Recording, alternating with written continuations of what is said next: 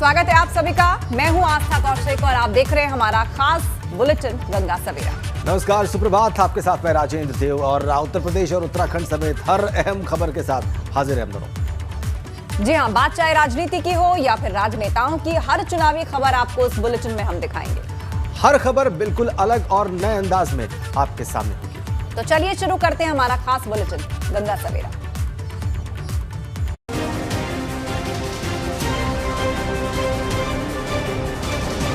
विजय तिलक।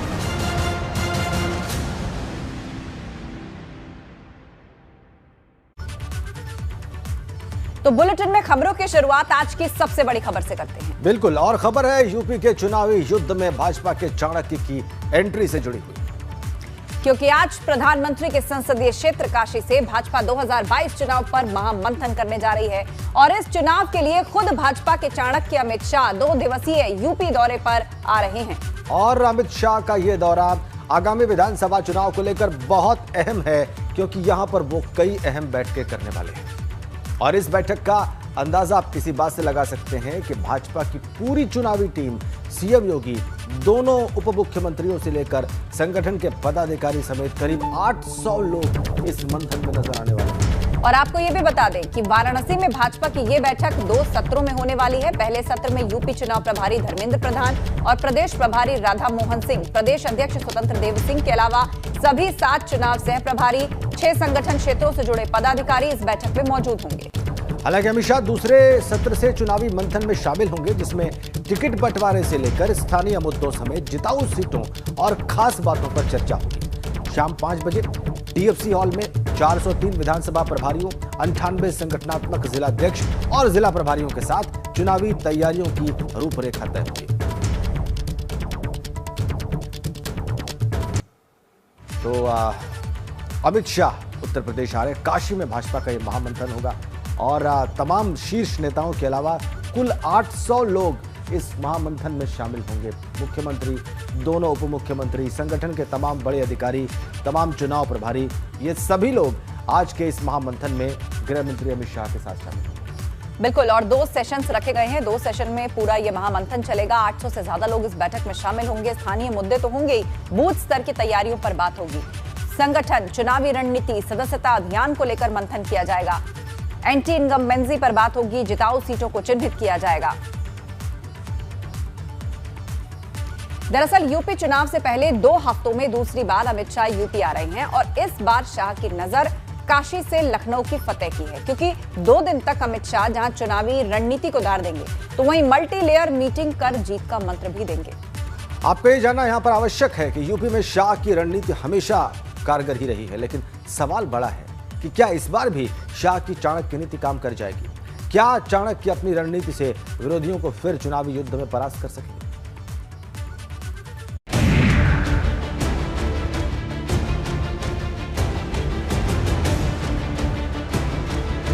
जोरदार तालियों के साथ स्वागत करेंगे कार्यकर्ता। भारत माता की।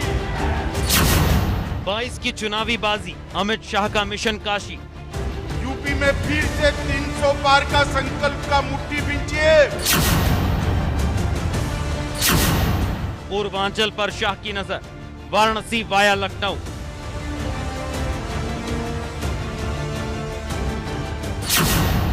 यूपी की महाभारत में चाणक्य की एंट्री, शाह की मास्टर क्लास, कौन करेगा पास? भारत माता की।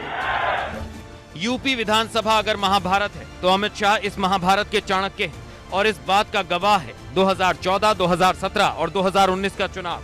और अब अमित शाह 22 के रण में अपना जादू दिखाने के लिए काशी से चुनावी बिगुल बजाने जा रहे हैं।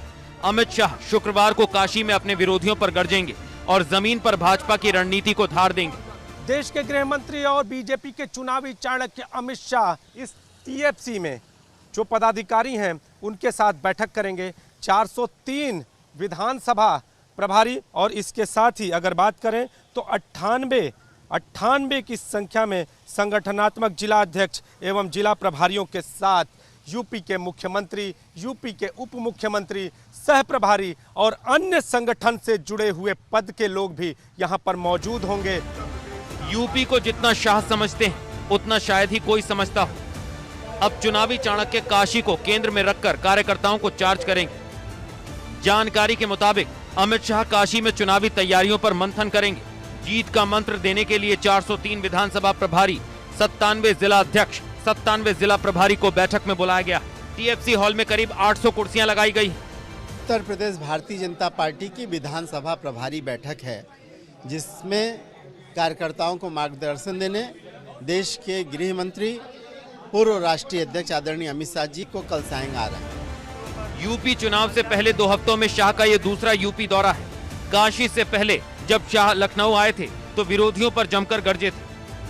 उत्तर प्रदेश और की कानून और व्यवस्था की स्थिति कैसी थी, मेरा तो खून खौल जाता था। हर जिले में 2-3 बाहुबली थे। दूरबीन लेकर मैं ढूंढता हूं, कहीं पर बाहुबली दिखाई नहीं पड़ता है भाई कहे। ऐसे में शाह का अंदाज काशी में एकदम बदला हुआ होगा, क्योंकि काशी से ही प्रधानमंत्री मोदी ने 2014 में दिल्ली फतेह की। अब काशी से शाह लखनऊ फतेह का पूरा रोड मैप तैयार करने जा रहे हैं। भाजपा ने इस बार यूपी में 300 पार का नारा दिया है और अब शाह चुनाव में काशी को केंद्र बनाकर विरोधी खेमे में खलबली मचाने जा रहे हैं, क्योंकि शाह जहां शुक्रवार को काशी में चुनावी रणनीति को धार देंगे, वहीं शनिवार को यादव लैंड यानी आजमगढ़ में सपा के खिलाफ हल्ला बोलेंगे। वाराणसी से नीतीश कुमार पांडे, एबीपी गंगा।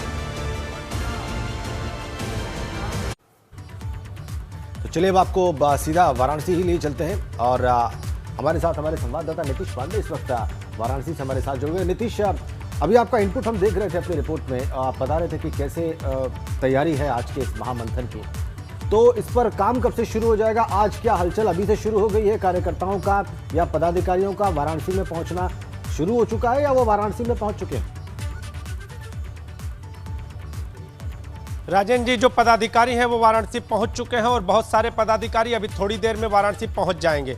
इस वक्त हम टीएफसी में मौजूद हैं, दीनदयाल हस्तकला संकुल है ये, और देखिए यहाँ पर जो 800 कुर्सियां लगी हैं, मंच पूरी तरह से तैयार है। और सबसे खास बात, आज सुबह का समय है राजेंद्र जी, और सबसे खास बात हम उसकी चर्चा करेंगे जो यहाँ पर व्यंजनों के रूप में परोसा जाने वाला है, और व्यंजनों को बनाने का जिम्मा यहाँ पर शरद को मिला है। शरद यहाँ पर हैं, क्या क्या बना रहे हैं आप लोग, और इस पूरे आयोजन को लेकर कितने कहते रहे हैं कि 2 सत्र चलेंगे, 2 सत्रों में धर्मेंद्र प्रधान, राधा मोहन सिंह और इसके साथ ही गृह मंत्री अमित शाह भी मौजूद रहेंगे, तो क्या है कैसे? पहले सत्र में जैसे कि उनको कढ़ी है, चावल है, तवे की रोटी है, भिंडी की भुजिया है, लौकी कोफ्ता है। दूसरे सत्र में बनारसी नाश्ता है, बनारसी कचौड़ियाँ हैं, सब्जी जलेबी है, केसरिया खीर है, फिर उनके लिए ब्लैक कॉफ़ी है। मतलब काफ़ी व्यंजन है जो सारे जितने भी पदाधिकारी उनके लिए बढ़िया से उनको परोसा जाए। इन जो व्यंजन को बनाने के लिए कैसे तैयारी की आपने, और आज कितने बजे तक इसको तैयार कर दें?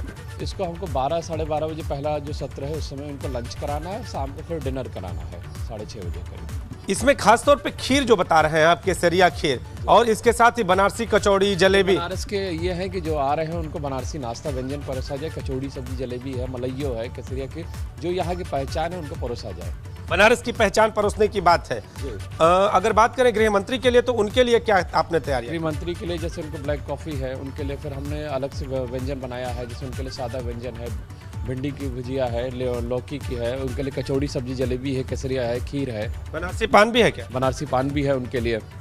तो राजेंद्र जी, ये जो लिस्ट है, शरद ये बता रहे थे कि ये लिस्ट इन्होंने बनाई है आज के इस आयोजन को लेकर।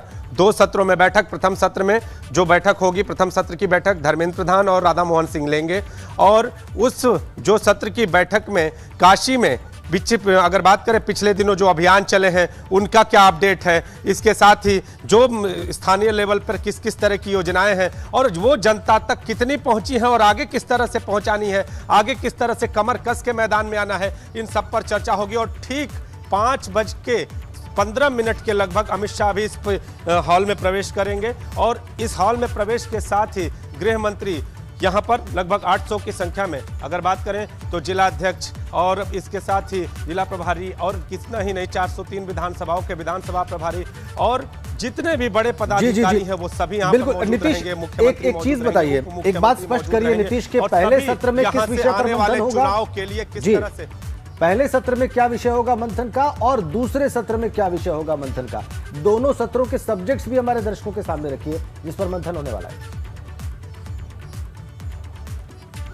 निश्चित तौर पे पहला सत्र जो कि 2:30 बजे से शुरू होगा बताया जा रहा है। पहले सत्र में जिस वक्त धर्मेंद्र प्रधान और राधा मोहन सिंह यहाँ पर मंच पर मौजूद रहेंगे और इस मंच से जो सबसे बड़ा जो यहाँ पर जिन चर्चाओं को किया जा रहा है, जिन चर्चाओं के बारे में एबीपी गंगा के पास जानकारी है, वो ये है कि यहाँ पर जो सत्र चलेगा उसमें जो काशी की जनता है वहाँ तक योजनाएं कैसे पहुँची और काशी ही नहीं बल्कि प्रदेश में किस स्तर पर काम करना है, इन सारे विषयों को यहाँ पर रखा जाएगा। और अगर सत्रों की बात कर लें तो यहाँ पर कैसे चुनाव लड़ा जाए इस पर बात होगी, सदस्यता अभियान में तेजी लाएं इस पर बात होगी, बूथ स्तर पर तैयारियों को किस तरह से मजबूत किया जाए इस पर बात होगी। और इसके साथ ही राजन जी आपको बता दें कि सोशल मीडिया को, खासतौर पर सोशल मीडिया को कैसे एक्टिव आगे करना है इस पर भी चर्चा होगी।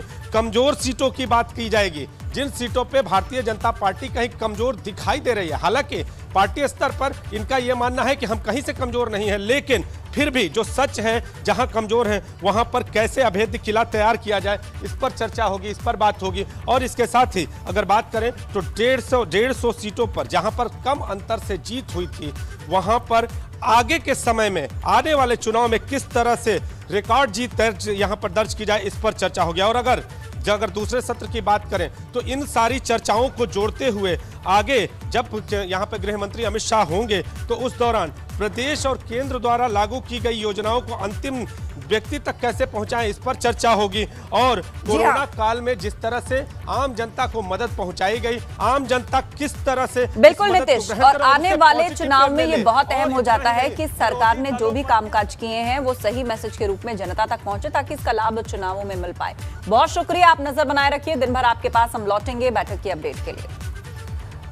और अब बात करते हैं रामनगरी में शुरू होने वाली 14 कोसी परिक्रमा की, जो अब से कुछ ही देर में यानी कि 10:40 पर शुरू होने वाली है। जी हां, अयोध्या में अक्षय नवमी की पुण्यतिथि पर ये परिक्रमा शुरू होने वाली है और इसको लेकर प्रशासन की ओर से पूरे इंतजाम भी किए गए हैं।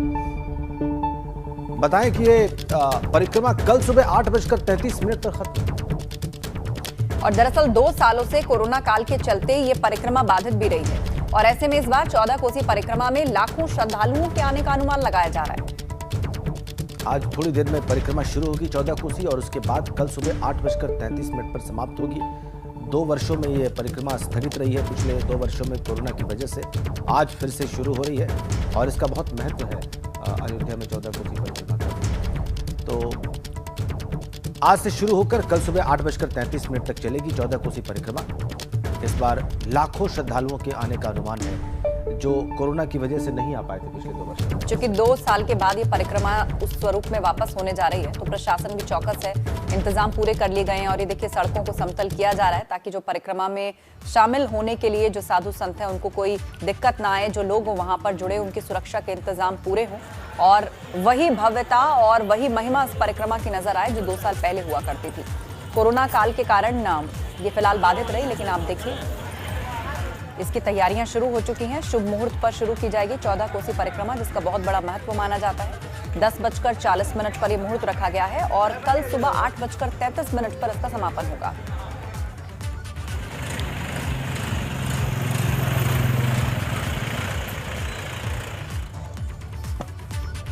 तो चलिए अब आपको सीधा अयोध्या लिए चलते हैं। ऋषि गुप्ता इस वक्त हमारे सहयोगी वहां से सीधा जुड़ गए हैं। ऋषि, कितने वक्त में ये 14 कोसी परिक्रमा शुरू हो जाएगी? कितने श्रद्धालु इस परिक्रमा को करने के लिए अयोध्या में हैं? क्या इंतजाम दिखाई दे रहे हैं? आपको बता दें कि 14 कोसी परिक्रमा का महत्व जो है वो एकादशी के दिन शुरू होता है, अक्षय नवमी के दिन, और कल ये 10:33 तक चलेगा और आज 10:40 से इसकी शुरुआत हो जाएगी। और इस बार जो है लाखों श्रद्धालु अयोध्या की परिक्रमा करेंगे। साथ ही साथ जो पिछले वर्ष कोविड के प्रोटोकॉल को देखते हुए अयोध्या में श्रद्धालुओं के आने की अनुमति नहीं दी गई थी, पर इस बार लाखों श्रद्धालु जो अयोध्या पहुंचे हैं और परिक्रमा आज 10:40 पर शुरू कर देंगे। आप साफ देखिए कि श्रद्धालुओं की किस तरह से भीड़ है। श्रद्धालु आना भी अयोध्या शुरू कर दिए हैं और 10:40 पर और ये परिक्रमा की शुरुआत करेंगे। एक बार फिर परिक्रमा के पथ पर लाखों श्रद्धालु परिक्रमा करेंगे। कहीं न कहीं आस्था ही है जो यहाँ तक अयोध्या तक घसीट के लेके आती है, क्योंकि कोरोना का काल चल रहा था तो पिछले वर्ष श्रद्धालुओं ने परिक्रमा नहीं की थी। पर इस वर्ष लाखों श्रद्धालु अयोध्या पहुंचे हैं और सुरक्षा के भी इंतजाम किए गए हैं।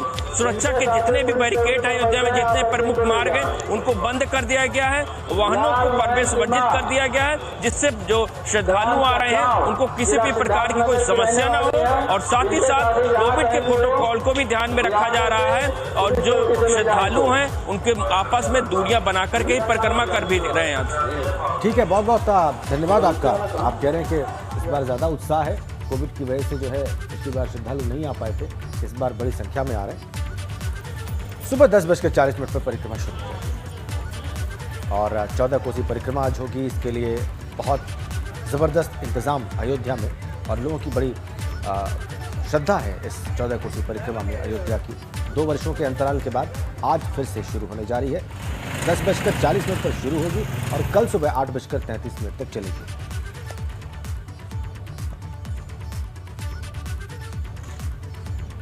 तो प्रशासन की तैयारियां भी आप तस्वीरों में देख रहे हैं। सड़क को समतल किया जा रहा है, गड्ढों को भरा जा रहा है, वहां जो बैरिकेड्स लगे गए हैं उनको चमकाया जा रहा है ताकि श्रद्धालु जब निकले, इतना बड़ा महत्व इस परिक्रमा का, तो हर चीज चाक चौबंद और चकमक नजर आए।